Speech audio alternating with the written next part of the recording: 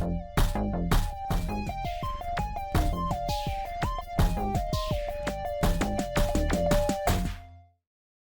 everybody, I hope you are having a really lovely Pride Month, and mine has been pretty nice. I had a really nice Father's Day as well, and also got to watch with my kid Pixar's latest, because Disney actually released it as part of standard Disney Plus instead of making it premium access. So Luca, I did a review of it over in the break room of Geeks, and I was pretty positive on it. I'm not in love with it. I don't think it's amazing, but it's a nice, laid back, very positive feeling story. I had not really looked into anything anyone was saying about it before watching it or filming my review. So some stuff that went on in the comments section of that video caused me to do something that I really shouldn't. I really shouldn't do this. But I went out to see what the discourse was saying about the film. And apparently there is a whole conversation going on right now about whether or not Luca is queerbaiting. This one caught me off guard a little bit. Although there are some reasons why maybe I would have seen it coming under other circumstances, and I'll kind of get into that. This is going to be a little bit of a broader talk about queerbaiting, the way most people use the term, using Luca as a framework for that. Now, I have done a video on queerbaiting before, but I was talking in that video about a very specific form of queerbaiting. What I was talking about was instances when creators, studios, directors, writers, whoever, claim that there are characters or relationships that are in some form of queer, some form of LGBTQIA plus representation, but it's absolutely not evidence in the text. The quintessential example of this is J.K. Rowling and her assertion that Dumbledore is gay, something that is not in evidence in the books or any of the films that have been released as yet. So that was the very specific kind of queerbaiting that I was railing against there.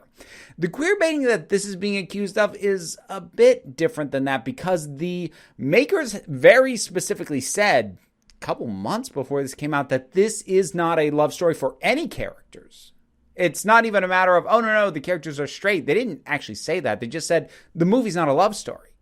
So this is not a case of the people behind the scenes claiming representation and then not delivering on it. This is an instance of what is kind of a bit more the classic accusation of queerbaiting, where people look at a piece of media and say, you teased something that you then didn't deliver on. Now, there's a reason that when I did my video years ago on queerbaiting, why I picked that specific kind, because it was something concrete. A big part of queerbaiting and why it can become very much a heated argument very quickly is it is largely interpretable. For me, there's no interpretation to be had when a creator says there's representation and then I see the thing and it's just not there unless you squint and were told in advance, and then maybe it's kind of there a little. There's no defense of that. But the thing is, in the kind of queerbaiting that Luke is being accused of, it's really down to personal interpretation. And unless we get a lot and a ton of really frank discussions with the people behind the scenes, we're never going to know about intentionality. And for me, at least, that's the heart of true queerbaiting, is knowing what you're doing. Because, look, can we be honest for a minute? It is very possible for someone who is straight, cisgender, to write something into a story that works as an allegory or a stand-in for queer representation and not realize that they did that. The X-Men are an excellent example. These are characters who their mutant powers manifest around puberty, about the same age. A lot of folks start to figure out their sexuality or their gender identities, and it's something that is looked down upon. They are ostracized for it, but it's also something they can't help. It works amazingly well as a queer allegory, but it was not designed to be. Another really good example, Lord of the Rings. However much you love it, J.R.R. Tolkien did not intend to write a same-sex romantic entanglement between Sam and Frodo. Now, the movie did lean into that a little bit, but the original books, no, he didn't intend that to be there, but it still can be read that way. Things like that I do not consider to be on the table for queer baiting because they didn't mean to. And I think there's a very key difference between allegory and applicability.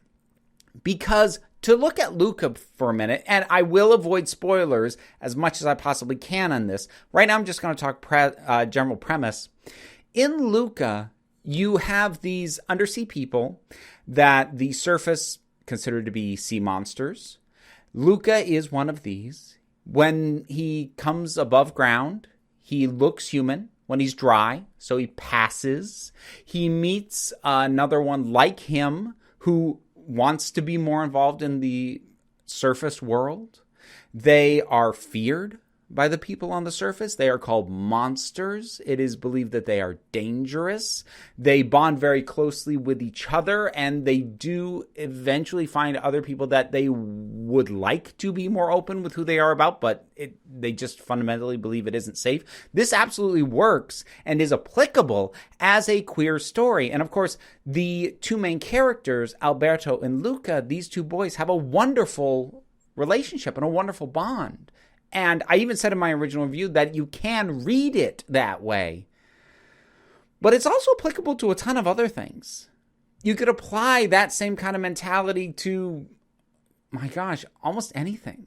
You could apply it to certain kinds of disability, being on the autism spectrum, just being a certain kind of race, and possibly being, say, for instance, a white passing black person. There are plenty of other things that it's applicable to. And that's not to say it definitively is any of these things or that it's definitively anything. Because again, that's the thing. Allegory is on purpose. The Lion, the Witch, and the Wardrobe in the entire Narnia series is an allegory for Christianity. It's deliberate. That was what was supposed to be there. It was the direct intention of C.S. Lewis when he wrote it. Applicability, it can be intended, but it can also be much further reaching than the creators ever intended. So I personally right now don't see evidence in regards to Luca that there was an intention to have it be more applicable to queer identities than to anything else. Now, I do want to say one thing, or rather circle back onto something I said earlier. I did say that the circumstances under which I watch it, and under other ones I might think something else. And here's what I mean by that. Before watching this, I did not look into anything going on about it, any of the conversations about it, or anything like that. Now, the reason I bring that up is because depending on the foreknowledge I come into a film, I am going to think of it differently. So, like an example of that with the Solo movie, Solo, a Star Wars story. We were told in interviews that Lando Calrissian was pansexual. And I went into the movie looking for evidence of that, not expecting to find it, and not really finding it either, any more than vague hints that really don't float or hold water. I'm mixing metaphors, whatever. It doesn't do it. It just doesn't. But I knew going in that they'd said it was there, so I was looking for it. Now, if I hadn't read those things before, I would have gone into it and just watched the movie and just probably enjoyed it at least a little bit more than I did. And that was sort of the way I came into Luca. I didn't have any foreknowledge or any expectation because apparently there's been a fair amount of internet buzz about the possibility that this could be a young gay pairing, these two boys, starting to learn. I don't mean gay pairing like, oh, they're going to get on, like a young crush, the way lots of heteronormative relationships are shown in all kinds of kids' media. So I talked about this just last week. So anyways, I wasn't aware of any of that conversation. And when your head's already in that space, you're going to come into the film looking for how things fit into that conversation you've already been having. Now, does that mean that you automatically see things that aren't there? No, but you are going to be more sensitive to whatever is there and possibly read more into it than was intended. But again, that's not to say that it isn't there. So like some of the things people have brought up that I've seen, a lot of people talk about in terms of the overall structure and the Italian setting as a connection to Call Me By Your Name, which at this point is one of the more prominent recent films to feature a gay male pairing. I haven't actually seen Call Me By Your Name. I'm not sure if I ever will now because I didn't get around to it before Armie Hammer was better known as doing the stuff Armie Hammer seems to have been about. But anyways, I don't know if I'll ever get around to that. So I can't confirm solidly how much it does or doesn't sort of graft onto the template of Call Me By Your Name. What I can tell you, though, is that there are a number of references and influences that this thing wears very much on its sleeve, and that doesn't appear to be one of them. There's a poster in the background for the Italian film La Strada, and the whole vibe has kind of a more laid back that is very much in keeping with a lot of films from that part of the world. And honestly, and I'm ashamed that I missed this one, the name of the town is Porto Rosso, which really, I cannot believe this was not intentional, given how much we know the people at Pixar love Miyazaki. One of Miyazaki's films was Porco Rosso, and that was also set in Italy, which actually might account for the slightly Miyazaki-esque vibes I was getting off the thing. So, again, my point is that I'm not going to say there's no evidence to queerbaiting. People also cited being released in the month of June, which feels like a stretch. Like, look, June's Pride Month.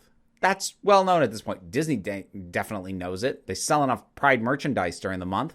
But, like, are we just going to say you can't release any movie that isn't gay during June? Like, it's a summer month. It's one of the busy months for movies. So, I don't know. Like, I do understand. I do get why this confluence of things, and then just general frustration with Disney and mainstream representation in general, particularly in kids media, and honestly, particularly with masculine relationships. Something that I've noted, I don't know if I have enough to say about it to get a video out of it yet, but something I have noticed is that in media aimed at kids, you get a lot of lesbian pairings. You don't get a lot of gay male pairings. Like, as much as I love things like She-Ra and the Princesses of Power or The Owl House, or how many good things that I have heard about Steven Universe or Adventure Time, like, it's all two girls. And, like, that's great. That's wonderful. But I have started to notice a disinclination in this media to depict two boys. So if you're hoping to find that kind of representation specifically, yeah, I absolutely get the frustration. I absolutely sincerely do. But again, I'm not really feeling like I see it here. If I'm being completely honest, I'm kind of the opinion that queerbaiting in a film is kind of really difficult to prove and often just not something worth kind of delving into, and almost, I'm not going to say impossible, but really unlikely. Here's why. Queerbaiting in a film, a standalone film, is actually kind of rare. It's much more prevalent in television, anything ongoing, because that is a case where the creators become aware of the audience's expectations, aware of what the audience hopes to see, and can start deliberately toying and messing with them and baiting them. Most of the more egregious examples where I think there is actually tangible evidence that the creators knew fully well what they were doing and did it anyway, and it just comes off as kind of mean, are things like BBC Sherlock, Supernatural. Even the film series that I can think of that people have accused of queerbaiting are things that have been around for a long time, long enough for their fans to have built expectations. Things like Star Wars or the MCU. Even if you're going to make those arguments, I still feel like queerbaiting is something that happens to something that goes on for a long time. Happening in a one-off film, it's pretty uncommon. And my own personal experience viewing the film, I came away thinking, I was so happy at how wholesome the relationship between these two boys was. And I should clarify, when I say wholesome, I don't mean not sexual. I mean wholesome as in not toxic. Because so often depictions of relationships between young boys, even platonic ones, contain a lot of toxic elements. There's so often this competitiveness, this one-upsmanship, this desire to be better, or this sort of sense of jealousy or whatever. And none of that's here. It's just a wonderful bonding relationship between these two. And I was just happy to see that because I feel like I don't see that very much. I feel like I don't see this kind of close-knit, wholesome, and stable relationship between two male characters who aren't like siblings, who aren't brothers or something. It's really rare. And I was just happy to see that. Now, I can, again, concede that if I had been hoping for and waiting for seeing two male characters in a Disney movie be confirmed as a couple, then yeah, I probably would have thought it's just nice to see that too. I personally didn't really see it in Luca. But again, I wasn't tapped into the conversations that were going on ahead of time. And while I've seen some, cases made, it comes back to a large part of the reason why I generally don't talk about queer baiting in the broadest sense. Because it kind of depends on interpreting the intention of the creators. And that's much easier to do in something like a show or something that is long running because you can look at patterns. Patterns will absolutely reveal more about intentionality. One-off films, oftentimes it can really involve a heck of a lot more armchair psychology and trying to just parse the thought process of creators and companies than I'm frankly comfortable doing when it comes to creative works like this. Were those kinds of things in their heads? They say they weren't. Could they be lying? Yeah, but then we're getting into the kind of conspiratorial narrative that I'm just not comfortable doing. I will say this. If we ever find out at a later date from someone behind the scenes of Luca at Pixar that they very much wanted to make this a queer story, but were shut down by people higher up either within Pixar or Disney, if that ever comes out, oh yeah, I'm going to talk about that like you wouldn't believe. But without that, I'm not seeing this as at least not the strongest incidents of queer baiting. I'm not going to say definitively that it's not, because I don't want to invalidate people's feelings. And like I said, I'm not quite as dialed into all this as I know some people are. So I'm not trying to shut anybody down if they did come away from this film feeling like they were baited. But I do feel comfortable saying it's not the strongest case for this kind of thing. And that's where I land on all of this. What do you think about it? Have you seen Luca? Did you get these vibes from it? Were you pleasantly surprised to get these vibes? Were you frustrated by these vibes? Whatever your thoughts are, what do you think about queer baiting in general? What are your most egregious examples? Whatever your thoughts are, politely leave them down in the comments and let's talk about it. Usual stuff like share, subscribe. I have a Patreon. That is how I pay my bills. Keeps this whole operation up and running. But you don't have to do that. There are rewards for every tier, but there's also YouTube memberships. But even if you don't want to do that, the other stuff I mentioned helps me out as well. But you don't have to do any of it. Because what I really want you to remember is that you are beautiful, you are valid, and you are loved. You are the council. I'm just running the meetings. And until next time, this council is adjourned. Hope you have a good rest of Pride.